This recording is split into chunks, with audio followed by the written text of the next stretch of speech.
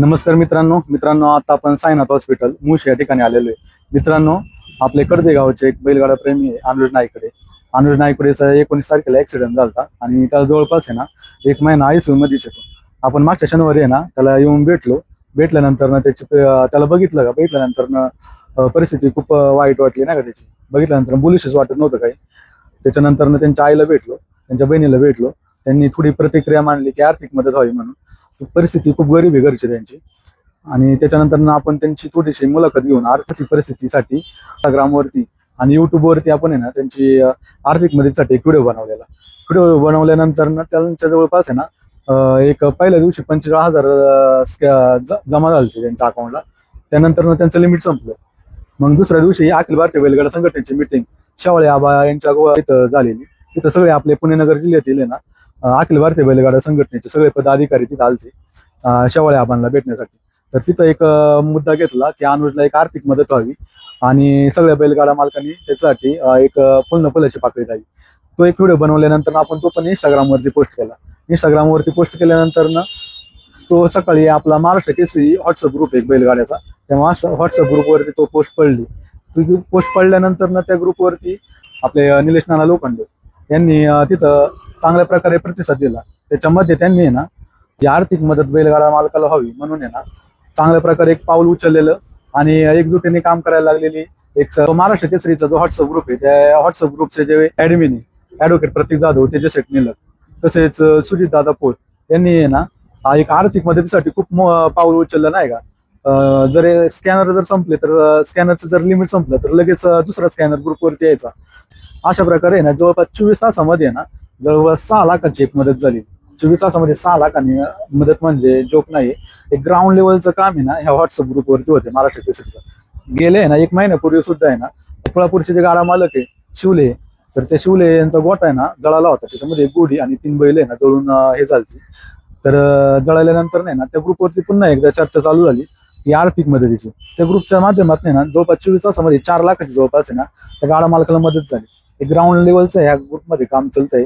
खरंच अखिल भारतीय बैलगाडा संघटना आणि जे महाराष्ट्र केसरी जो व्हॉट्सअप ग्रुप आहे यांनी अतिशय चांगल्या प्रकारे काम केलेलं आहे. ग्राउंड लेवलपर्यंत काम केलेलं आहे आणि ही एक आर्थिक मदत एक सर्वसाधारण कुटुंबाला भेटते, एक बैलगाडा प्रेमीला भेटते.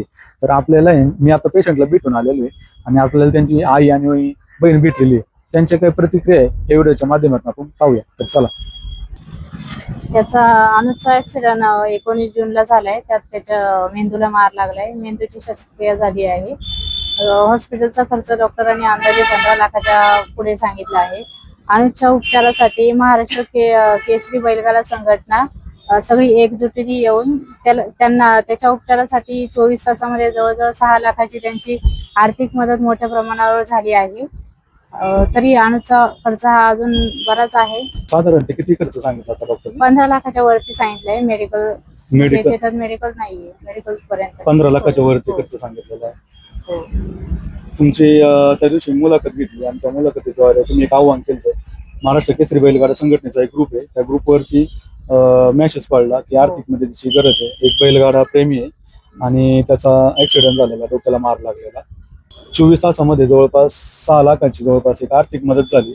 सर्व गाडा मालक त्यामध्ये सहभागी राहिलेले.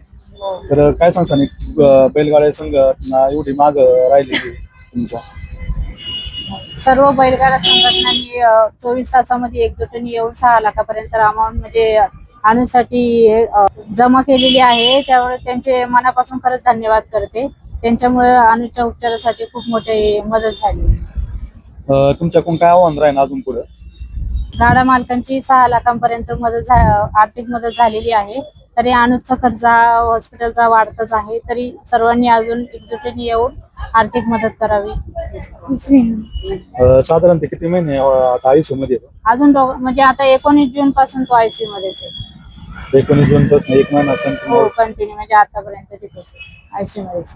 तर मित्रांनो, काल मोशी येथील साईनाथ हॉस्पिटलमध्ये कुमार अनुज नाईकडे यांना भेटण्यासाठी भोसरी विधानसभेचे दमदार आमदार महेशदादा लांडगे यांचे बंधू, प्रसिद्ध बैलगाडा मालक आणि कामगार नेते माननीय श्री सचिनभाई लांडगे यांनी खास भेट दिली. त्यांनी हॉस्पिटलचे संचालक डॉक्टर सुहास कांबळे यांच्याशी पण चर्चा करून अनुजच्या प्रकृतीची माहिती घेतली. त्यानंतर अनुजच्या कुटुंबियाचे सांत्वन करत त्यांना धीर पण दिला आणि काळजी करू नका असे आश्वासन पण दिले. जोपर्यंत अनुज पूर्ण बरा होत नाही तोपर्यंत त्याच्यावर याच हॉस्पिटलमध्ये सर्वोत्तम उपचार आणि आवश्यक शस्त्रक्रिया करण्याचे निर्देशही त्यांनी डॉक्टरांना दिले आहे. तसेच अनुजला डिस्चार्ज मिळताना हॉस्पिटलच्या बिलात जास्तीत जास्त सवलत मिळवून देऊ असा शब्दही त्यांनी कुटुंबियांना दिला आहे.